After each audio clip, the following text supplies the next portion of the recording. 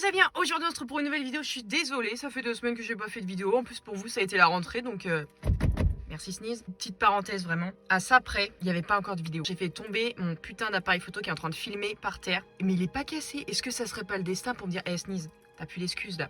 Peut-être. Aujourd'hui on se trouve pour un thread d'horreur. J'espère que ça va... attendez parce que... Voilà, ça c'est typique de Sneeze. Elle bouffe, elle bave. Je suis une limace. Aujourd'hui, je vais vous parler de Ambre. Ambre, elle fête son anniversaire dans quelques jours. Sauf qu'il faut savoir qu'elle vient d'emménager, donc elle connaît vraiment pas grand monde. Sauf une fille de son lycée qui s'appelle Lila. Mais Lila, faut savoir aussi que c'est quelqu'un qui ne parle pas beaucoup, qui aime bien être seule et le plus... C'est une personne qui se fait harceler à son lycée. Mais entre Ambre et Lila, le contact il est super bien passé. Le lendemain, Ambre décide d'aller voir Lila pour lui demander si ça l'intéresserait en fait de venir à son anniversaire. Attendez, je suis trop... Non mais en fait je suis plus habituée à filmer. J'ai même plus de batterie. Non mais là les gars, mais c'est moi qui a plus de batterie. Mais en fait, quand elle a voulu aller chez elle pour lui demander, elle s'est rendue compte que par la fenêtre de sa chambre, il y avait une énorme lumière rouge avec un son vraiment très très fort. Ambre elle décide d'aller sonner chez Lila, mais vu le bordel qu'il y a forcément, personne répond. Donc ce qu'elle fait, c'est qu'elle lui envoie un message en lui disant bah écoute, je suis devant chez toi, ça répond pas. Donc Ambre, elle lui envoie un petit message en lui expliquant qu'elle était devant chez elle. Mais toujours aucune réponse. Donc Ambre, elle va pas passer 4 heures devant la porte, donc elle décide de partir. Mais au moment où elle part, elle se retourne pour vérifier réellement si voilà, il y a personne. Et en fait, elle voit Lila la fixer. Il y a une personne qui vient te voir, qui est hyper gentille, qui te demande de venir à son anniversaire. Tu ne réponds pas, tu la fixes. Tu lui aurais fait ça, ça aurait rien changé à la situation. Elle l'aurait pris aussi mal, je pense. À 1h du matin, elle reçoit un message de Lila en lui expliquant qu'elle n'avait pas vu son message. Lila a fixé Ambre quand elle est venue. Et là, elle ose lui dire par message qu'elle n'avait pas vu qu'elle était là et elle n'avait pas vu son message. La mitonne. Ambre, elle lui répond qu'en fait c'était pour son anniversaire, si elle serait intéressée à venir avec elle pour le fêter tout simplement. Et là, bizarrement, Lila, elle lui envoie un planning pour faire en fait une grosse soirée pour fêter son anniversaire à Ambre.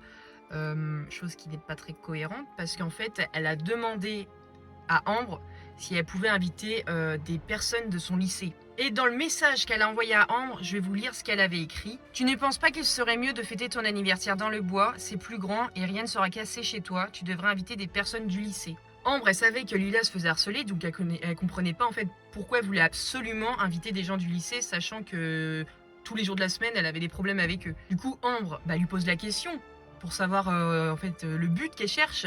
Et Lila lui répond, attention, ne t'inquiète pas, ce soir-là, ils ne me feront rien. Retenez bien cette phrase. Ambre, elle est un peu inquiète, mais elle cède parce qu'elle se dit, bon, à la limite, elle accepte, donc c'est cool. Même si je sais que voilà, il y a peut-être des problèmes, mais peut-être qu'il va avoir, qui vont faire abstraction en fait du fait que ça soit son anniversaire et que ça va bien se passer, qu'ils vont faire un effort et tout. Vous saurez juste après, hein, mais me fixez pas comme ça, j'aime pas ça. Elle s'est dit, si je fête ça dans les bois, même si je connais pas les personnes, c'est pas trop grave. Après, c'est pas chez moi, donc je risque moins que si c'était chez moi. Le jour de l'anniversaire à Ambre. Alors, il est 23h. Elle décide d'aller à la forêt, parce que la soirée elle commence assez tard. Me demandez pas pourquoi. Je pense que tout le monde aime quand il fait noir.